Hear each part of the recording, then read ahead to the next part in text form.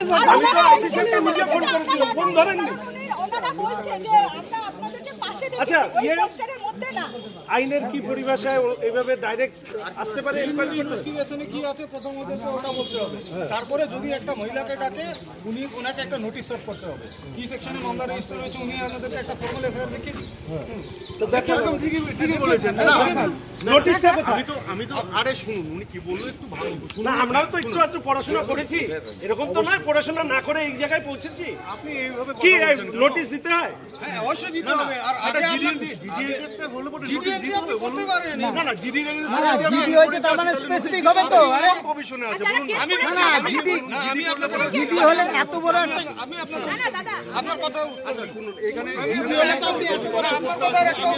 যেহেতু আপনি বলেছেন একটা হচ্ছে এটা ওনাদেরকে ডাকতে পারে, জিডি করতে পারে, কিন্তু প্রিলিমিনারি ইনভেস্টিগেশন কি আছে? কি সব অভিযোগ করেন, তার মধ্যে একটা অভিযোগ করেন যে শঙ্কর নাকি লোক ভাড়া করে এই সমস্ত করছে টচ্ছে ইত্যাদি ইত্যাদি। তো আমি তো এরকম রুচিহীন কাজ কোনোদিন করি না। মেয়র সাহেব যদি সেরকম প্রমাণ করতে পারে তাহলে এবার বিধানসভার ভোটেই দাঁড়াবো না। দ্বিতীয়ত হচ্ছে কিছু পোস্টার নিয়ে 13 নম্বর ওয়ার্ডে উনি কথা বলেন, মানে একটি পোস্টারে আমাদের মাননীয় প্রধানমন্ত্রী, আমি তাও জানি না, কিছু একটা স্টিকার লাগানো হয় বিজেপি। অত্যন্ত অন্যায়, রুচিহীন কাজ। আমি দায়িত্বহীন ভাষায় যে এই কাজ করেছে তাকে যা আইন আছে সেই আইনে তাদেরকে শাস্তি দেওয়া। কিন্তু মেয়র সাহেব একটা জিনিস ছোট্ট করে চেপে গেছেন, সেটা হচ্ছে যে তৃণমূল কংগ্রেসেরই ফ্লেক্সে তৃণমূল কংগ্রেসেরই স্টিকার লাগানো হয়েছে, সেটা মেয়র সাহেব বলেননি। পুলিশকে ডাইরেক্ট করা হয়েছে যে 13 নম্বর ওয়ার্ড, মানে আমাদের এই 33টা ওয়ার্ডে মেয়র সাহেবের এখন সম্বল হচ্ছে পুলিশ আর দুষ্কৃতী, সবাইকে ভয় দেখায়। উনি আবার গ্যাংয়ের জনক, পাইনিয়ার বলে ডাবগ্রাম ফুলবাড়িতে কথিত আছে।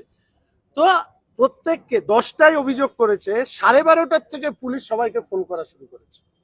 আমাদের মেয়েদেরকে যখন ফোন করেছে ওরা আমাকে জানায়, আমি বলি বাড়িতে বসে থাক, দরকারে আবার স্টিকার লাগাবি, কিন্তু আমি আমার কার্যকর্তাদের উপরে এই বিশ্বাস আছে যে এই ধরনের হীন কাজ আমাদের কার্যকর্তারা করবে না।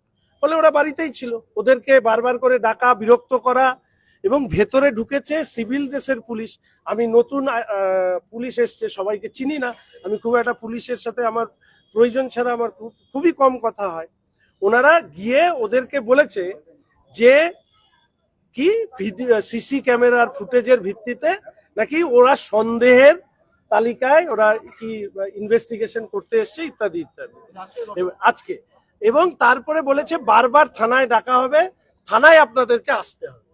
তো আমি তো অত আইন জানি না, আমি শুধু এইটুকু জিজ্ঞেস করেছিলাম আপনারা যে পুলিশ, তার মধ্যে 2জন পুলিশ অফিসারকে আমি চিনি, যেহেতু ওনারা পুরনো, ফলে ওনাকে আমি চিনি, কিন্তু যিনি এসছেন ওসি সাহেব হিসাবে তার সাথে আমার হয়তো সেই অর্থে পরিচয় হয়নি। তো ওনাকে আমি জিজ্ঞেস করেছি কেন ইনভেস্টিগেশনে এসছে, মানে একটা তাচ্ছিল্যের ভাব দেখিয়ে উনি ওনার অফিসার চল চল করে চলে যাচ্ছিলেন।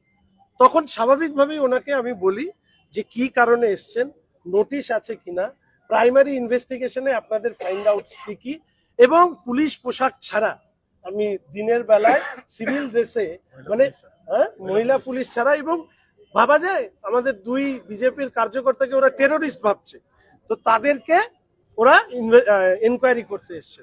সেই ব্যাপারে ওনাদের সাথে আমাদের কথা হয়। 2 ভ্যান পুলিশ নিয়ে তর্ক বিতর্ক, তারপরে লয়ার আপনারা এসছেন, আমি 3টেই কথা বলছি। এক, যে সিসিটিভি ফুটেজের ভিত্তিতে এই এনকোয়ারি করে তারা এই মেয়ে দুটোর বাড়িতে, অমিতের বাড়িতে ফোন রাত্রি 12:30টার থেকে, তাহলে সেই সিসিটিভি ফুটেজ পাবলিক করা হয় যে এরা করেছে। আমরা ওদেরকে এই থানায় দিয়ে যাব, আইন অনুযায়ী যা শাস্তি দেওয়ার তারা দেবে।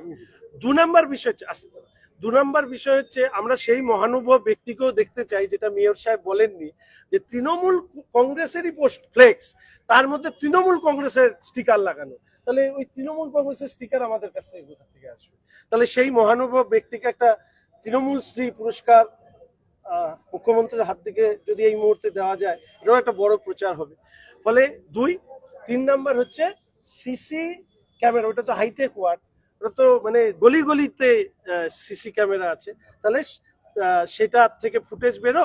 আর আমাদের শিলিগুড়ি থানার জুরিডিকশনে যতগুলো সিসি ক্যামেরা ফাংশনিং নন ফাংশনিং ক্যামেরা তার তালিকা প্রকাশ করুক। এই 4টে আমার মূল কথা, সেটা ওনারা করুক। আমিও ইলেকশনের সময় ওনাদেরকে আর ব্যতিব্যস্ত করতে চাই না। এরপরে আমাদের লয়াররা আসবে। শঙ্করদা শিলিগুড়িতে বহিরাগত দুষ্কৃতীদের নিয়ে এসে এই কাজ করাচ্ছে বিজেপি, অভিযোগ তো বহিরাগত আমি আর মেয়র সাহেব নিয়ে না, আমি মানে ওনার 50 বছরের রাজনৈতিক অভিজ্ঞতার যে প্রশ্ন আর উত্তর দিতে চাই না। তো আমি শুধু এইটুকু বলবো যে এই 4টে ঘটনা এবং তার সাথে সাথে আজকে সকালে আপনারা দেখেছেন, আমি ভিডিও ফুটেজ আপনাদেরকে পাঠিয়েছি, একজন ছেলে আর একজন মেয়ে, এবং তারা বেশ মানে আর্থিকভাবে সম্পন্ন পরিবারের ছেলে মেয়ে, তারা বিজেপির ঝান্ডা খুলে ড্রেনের মধ্যে ফেলছে। এটাও তো ক্রাইম। তো ফলে যারাই সিপিএম, কংগ্রেস, তৃণমূল কংগ্রেস, বিজেপি, যারাই এই ধরনের পোস্টার ছেঁড়া ইত্যাদি কাজের সাথে যুক্ত, তাদেরকে চিহ্নিত করে পুলিশ ব্যবস্থা নিক, এটাও যেরকম চাইবো। এবং তার পাশাপাশি মেয়র সাহেব ধর্নায় বসেছিলেন, তাকে আমি অভিনন্দন জানিয়েছিলাম।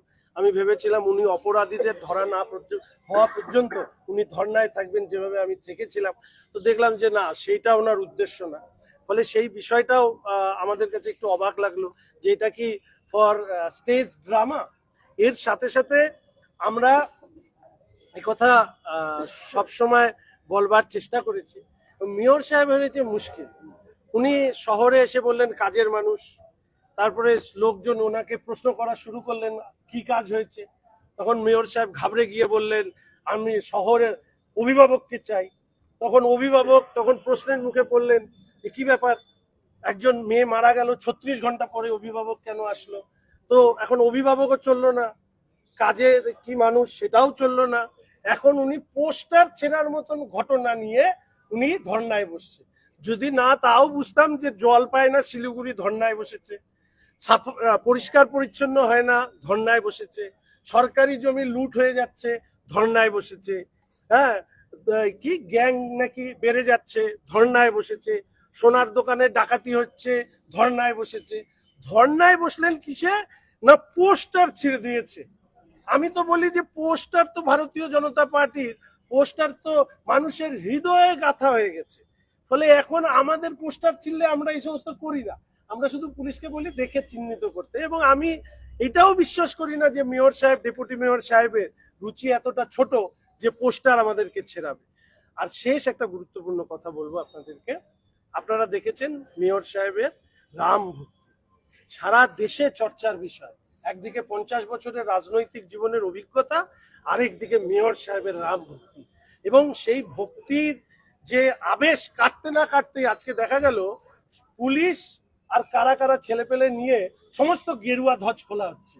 শোনা যাচ্ছে নাকি ওনাদের কোন কে যুবরাজ নাকি একজন আছেন, উনি নাকি শহরে আসবেন, গেরুয়া কালার ওনার পছন্দ না। গেরুয়া ধ্বজ চোখে পড়লে প্রথম কথা রাম ভক্তি প্রদর্শন করতে গিয়ে উনি উপরে ঠেলা খেয়েছেন কিনা আমি বুঝতে পারছি না। কেননা রাজ্যের সরকারের এতদিন মানুষ বলেছে তো অ্যাপিসমেন্ট পলিটিক্স করে, তো হঠাৎ করে অ্যাপিসমেন্ট পলিটিক্সের দলের একজন লোক এত রাম ভক্ত হয়ে উঠছেন, হয়তো ঠেলা ঠেলা খেয়েছেন। এবার শহরে যুবরাজ আসবেন এবং সেই জন্য নাকি গেরুয়া ধ্বজগুলোকে খোলা হচ্ছে। আমি শুধু এইটুকু বলবো যদি নিয়ম অনুযায়ী কোনো কিছু থাকে, গেরুয়া ধ্বজ হিন্দুদের প্রতীক, হিন্দু সনাতন ধর্মের প্রতীক। রামভক্ত মেয়র তার শহরের পুলিশ কাকে কাকে দিয়ে সব খোলাচ্ছে। তো আমি শুধু এইটুকু বলবো যে মাননীয় মুখ্যমন্ত্রী বলেছেন 1 মিনিটে 12টা বাজিয়ে দেবে। একটা কমিউনিটি উনি না থাকলে, জন্মসূত্রে যারা হিন্দু দুর্ভাগ্যবশত তারা এই ধরনের কাজ করেন বলেই আজকে মুখ্যমন্ত্রী এই ধরনের শব্দ উচ্চারণ করার সাহস পায়। আমি কোনোদিন যে কথা বলি না, আজকে সে কথা বলছি। হিন্দুরা যদি ঐক্যবদ্ধ না হয়, আপনি কোন ভাষায় কথা বলেন, কোন কি টিকতে পারবেন না। এখানে হরগোবিন্দ দাস চন্দন দাসকে কুপিয়েছে, ওপাশে দীপু দাস সহ হিন্দুদেরকে কুপিয়েছে, মেরেছে, পুড়িয়েছে। পশ্চিমবঙ্গ এই নরকের রাজত্ব তৈরি করবার জন্য রাজ্যের বর্তমান শাসক এবং শিলিগুড়ি শহরের অভিভাবক তারাও যে কম যোগদান রাখছে না, এ কথা অন্তত বলার অপেক্ষা রাখে। শঙ্করদা পুলিশের ভূমিকায় আপনি কি ক্ষুব্ধ? পুলিশ পাঠিয়ে কি একটা হয়রানি করা হচ্ছে বা আমি চমক ধমক দিতে চাই। তো আমরা তো জয়রামন সাহেবকে চিনি, আমি তো শ্রদ্ধা করি। জয়রামন সাহেবের কথা আমি সবসময় বলি, আমরা দেখেছি, আমরা নজরুল ইসলাম সাহেবকে দেখেছি স্কুলে থাকার সময়, আজও দেখা হলে আমরা তাকে মানে আমাদের শ্রদ্ধা জানাই। আর এখনকার পুলিশ তো হয়ে গেছে একাংশ যারা শাসকের দুর্নীতিগ্রস্ত নেতার সাথে হাত ধরাধরি করে এই রাজ্যটাকে রসাতলে পাঠিয়েছে। এমসিসি চলছে, স্বাভাবিকভাবেই বিষয়টি এই মুহূর্তে পুলিশ নির্বাচন কমিশনের অধীনে, আমরা নির্বাচন কমিশনকে এই বিষয়ে জানাবো।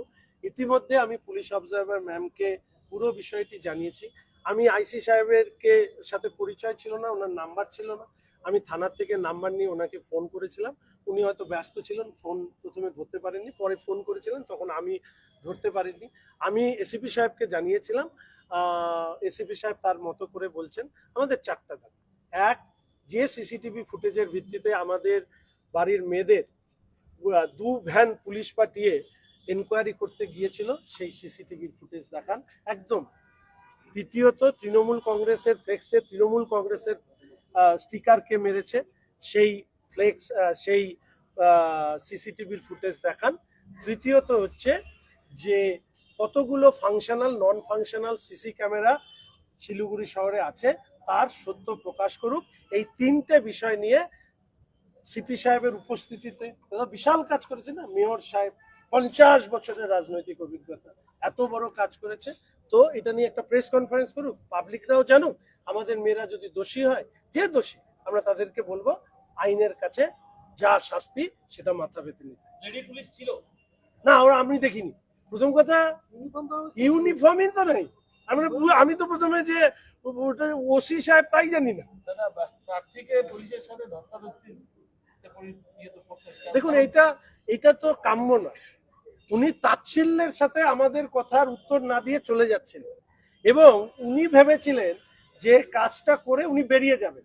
আমি দূরে ছিলাম, ওদের বাড়ির ফোন পেয়ে আমি একাই এসেছি। আমার একা এসে ওনার কাছে আমরা জানতে চেয়ে, এত তো নিয়ম জানি না, কিসের নোটিশ কিসের কি, তো আমি ওনার কাছ থেকে টিট বিট জানতে চেয়েছিলাম। উনি ওনার লোকদেরকে ধমকাচ্ছেন, চলো চলো করে উনি বেরিয়ে যাবেন। আমি বলছি পুলিশের গাড়ির সামনে শুয়ে পড়বো।